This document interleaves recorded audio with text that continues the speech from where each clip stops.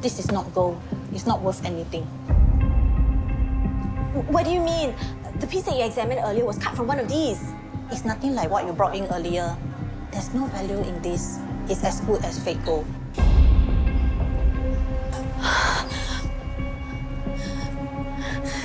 No, this can't be happening. No.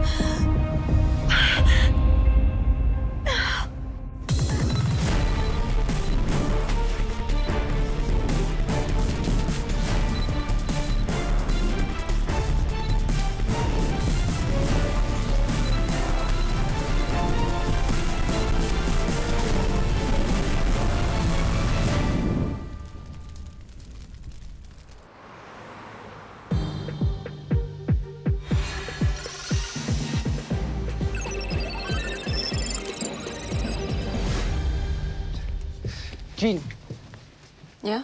we've just received a call regarding a cheating case at People's Park Complex. Victim claims that 2 Chinese nationals scammed her of $4,000 with fake gold. Fake gold? The 2 men sold her fake gold ingots that they claim to have dug up from a building site. Let me guess. These ingots were in some treasure vase. Along with a will. Seriously? Okay, let's get a move on.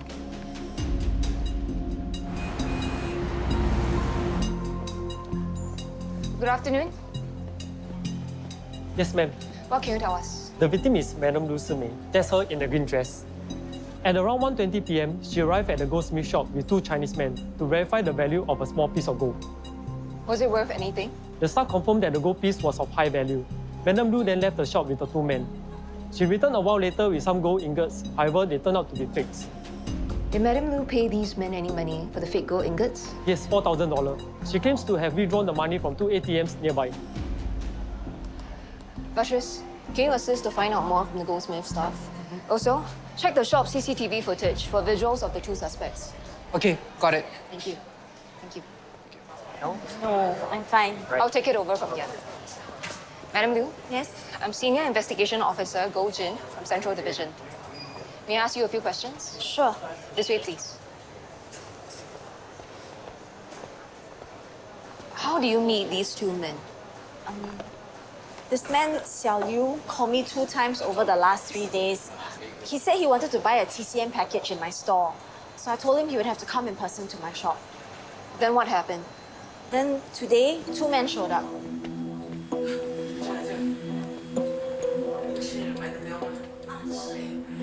They introduced themselves as Mr. Wen and Mr. Zhu.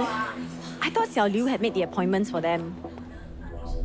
They told me they were construction workers who dug up some valuable treasures at a construction work site. They had found an old vase. Inside was 70 to 80 gold ingots. There was also an old will, but they said they were uneducated and did not know how to read it. I tried reading the will, but it was too old, too faded to see anything properly. They wanted to know if it was legal to post the gold back to China. How should I know? So I suggested they get the gold appraised at a nearby goldsmith. I offered to drive them there. Why do you decide to help them? They were from the same province as me back in China. And they told me they had to work very hard. And the gold could change their lives. I see. Do you have the number of this Xiao Liu? Yes, but both times he used different numbers. Then what happened?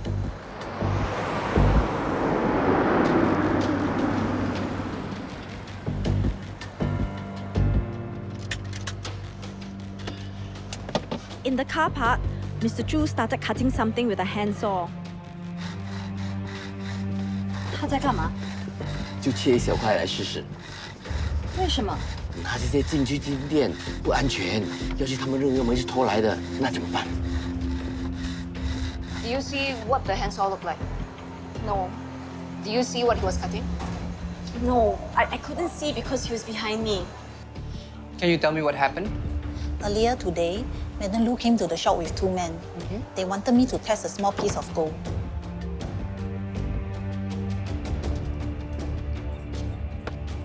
This is very good quality gold. Really? How much is it worth? Based on the weight and purity, I will value it at $400. Thank you so much for all your help. You're welcome. Thank you. After the small piece of gold was confirmed to be of high quality, we left the shop and went back to the car Why? to discuss what to do next. 要不要把全部的金元宝拿去金店鉴定？如果品质好的话，可以卖给金店套现。不行，这样子太危险了。要是他们认为这些金银宝是我们从工地偷来的，就要报警找我们，那怎么办呢？那么你想怎么做呢？大哥，我们不能把这些金元宝带回宿舍，这么做太危险了。卢女士，你可以帮我们一个忙吗？我能帮上什么忙？在我们还没决定怎么做之前，你先帮我们保管这些金银宝，我们信得过你。你确定吗？为了保障我们的利益，如果你不介意的话，可以先给我们1万块钱吗？那这么一小块，就值400多块了。那所有的金元宝加起来，肯定值几十万呐。可是我身上没有那么多钱。那你是老刘介绍的，你不用给我们很多钱，你有多少？大概4000。4000呢？好吧，就4000吧。What made you want to help them? I thought I was doing them a favor, and I had nothing to lose because I was holding on to the gold. I see. Then what happened? We went to 2 ATMs nearby to withdraw the money. I gave them the cash, and they gave me a bag with about 30 gold ingots inside. I was going to take it back to the goldsmith shop for testing. Did they go with you? Mr. Chu waited at a nearby hawker center. Mr. Wen followed me.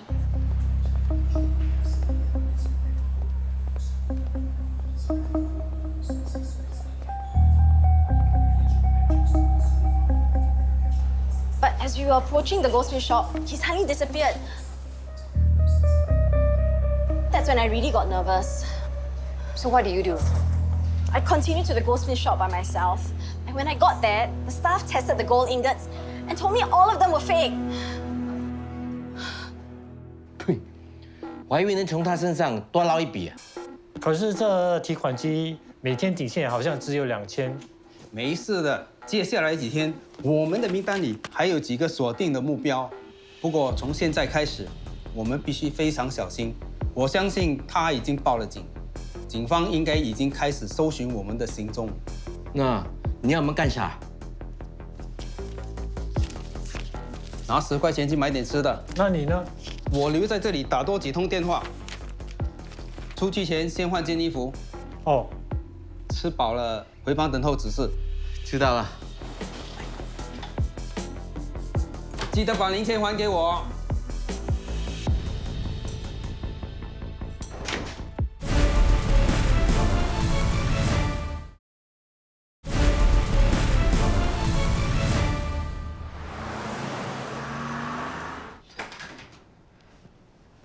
Good evening, sir. Good evening. Any updates on the fake gold case? The goldsmith shop CCTV footage shows one of the suspects was wearing a blue long-sleeve shirt, and the other suspect is wearing a grey short-sleeve polo tee. He was also carrying a black sling bag. Anything else? CCTV footage also shows that just before Madam Lu entered the goldsmith shop for the second time, the accompanying suspect managed to slip away in the direction of the hawker center. Based on Madam Lu's account, this means that this suspect is Mr. Wen, as Mr. Chu waited at a nearby hawker center. Do we know if those are their real names? No, we haven't been able to positively identify them yet. We have asked POCC to issue a lookout alert for suspects matching their description. We are also trawling PolCam footage. Ground resources in the area, such as Transcom officers, are also keeping an eye out. Okay. Keep me posted. Yes, sir. Yes, sir.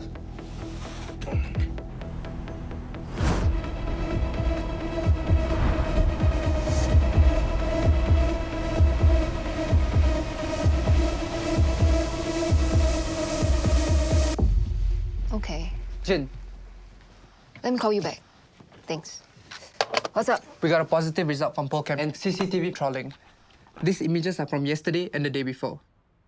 suspects matching the same descriptions were seen at several shops at People's Park Complex and New Bridge Road area. We also have footage of them being dropped off near the TCM shop where they first met Madame Lu. This is good. Patrice, get in touch with the taxi company. Find out where the two suspects boarded the taxi and if there was anyone else with them. Got it. Thank you.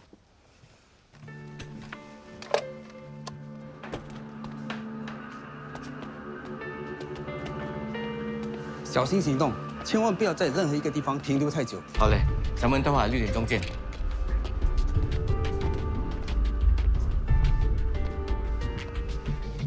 Jin, Yeah? the taxi driver who dropped off the suspects said that he picked them up from New Bridge Road. He said that they spoke in Mandarin, but seemed a bit tense and nervous throughout the ride. They paid in cash when they alighted. The day before meeting Madame Lu, we had them on PolCam at New Bridge Road, too. You think they're staying in the New Bridge Road area?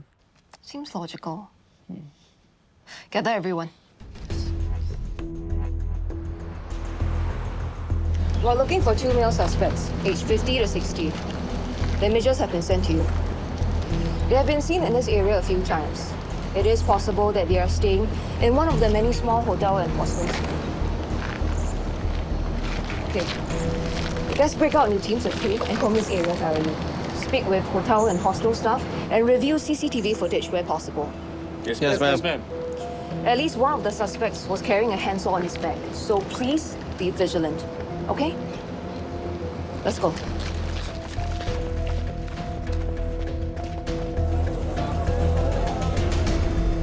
Hi, I'm Senior Investigation Officer Go Jin from Central Division. Have you seen these 2 men? This and this. Thank you.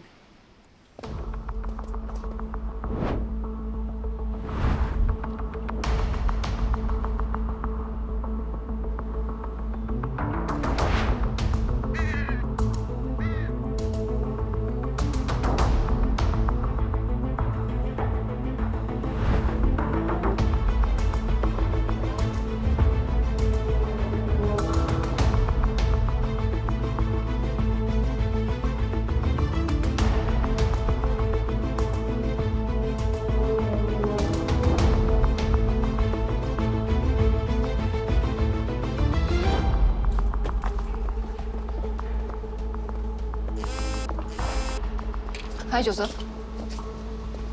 Okay, on our way. The suspects were leaving together earlier today. There's another man with them. Are they all staying here? Let me check. Great work, Joseph.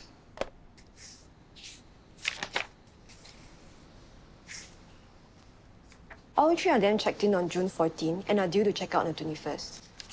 Wen Yuanjun and Du Xiaoyuan are staying together in room 506. Kang Xiuming is staying in room 508.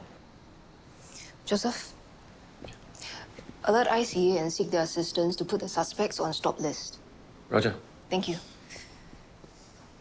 Besides the main entrance, what are the other exit points? Just one emergency exit that leads to the back alley of this row of shop houses. Thank you. Officers, YX Eleanor, you will cover the back entrance. Joseph, Zar, you will be stationed at the street opposite in the car. Fatras and I will pose as tourists, checking in at the reception of the hotel. All clear? Let's move.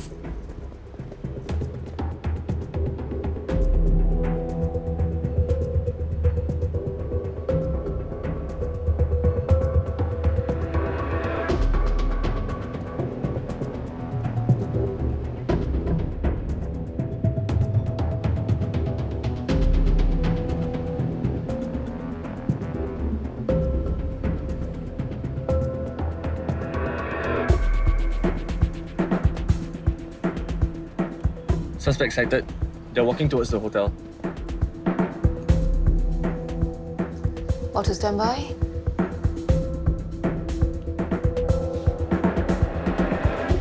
They're outside the hotel entrance now, but they've stopped. One of them is still on the phone.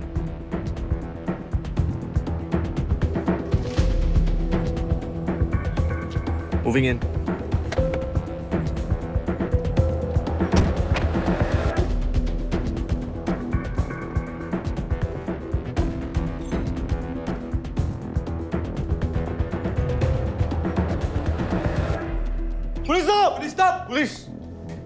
I'm Senior Investigation Officer Go Jin from Central Division. You're under arrest for cheating. Cuff them.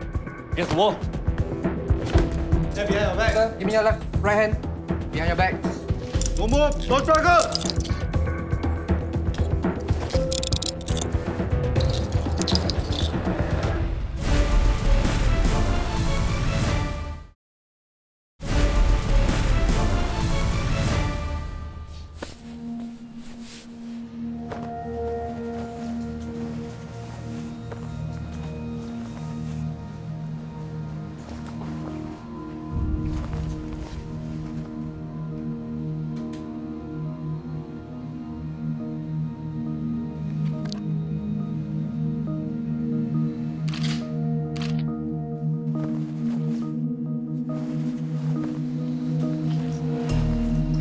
Man.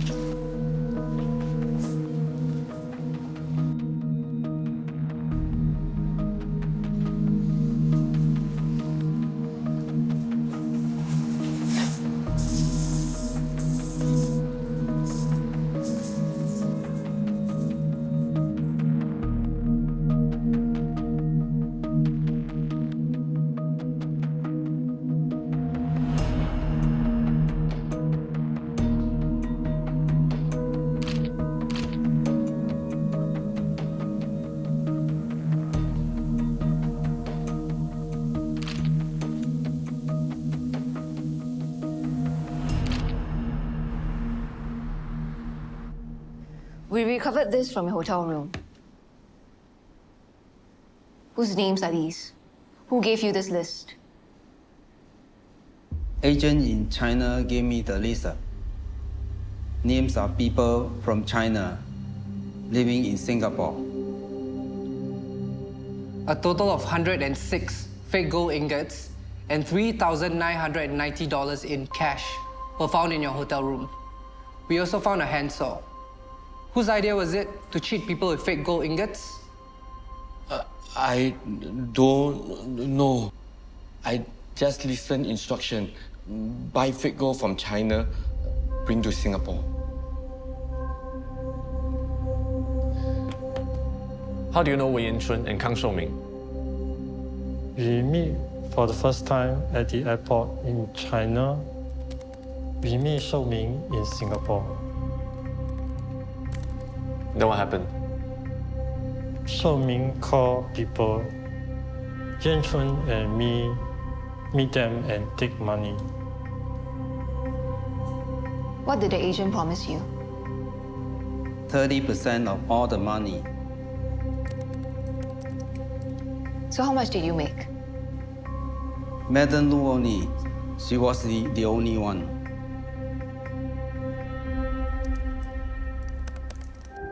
In the case you have just seen, 3 men conspired to cheat the victim by deceiving her into believing they had genuine gold ingots.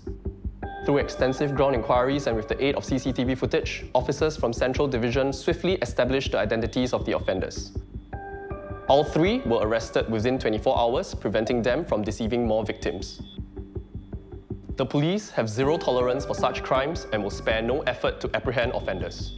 To avoid falling victim to such scams, members of the public are advised to adopt these crime prevention measures. First, always buy from established, authorized, and reputable retailers. Be wary of an offer that sounds too good to be true. Second, enlist a professional's assistance to verify the authenticity and value of any high-value items you intend to purchase before making payment.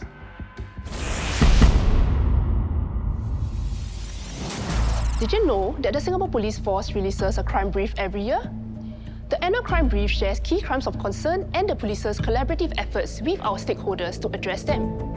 In 2024, the physical crimes of concern were shop theft, outrage of modesty, and voyeurism. In 2024, there were 4,237 shop theft cases. This represented a significant portion of physical crime cases reported last year.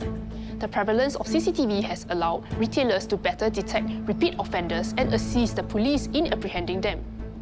This is a significant deterrent. Even if offenders evade immediate detection, they will still be identified eventually and face the consequences.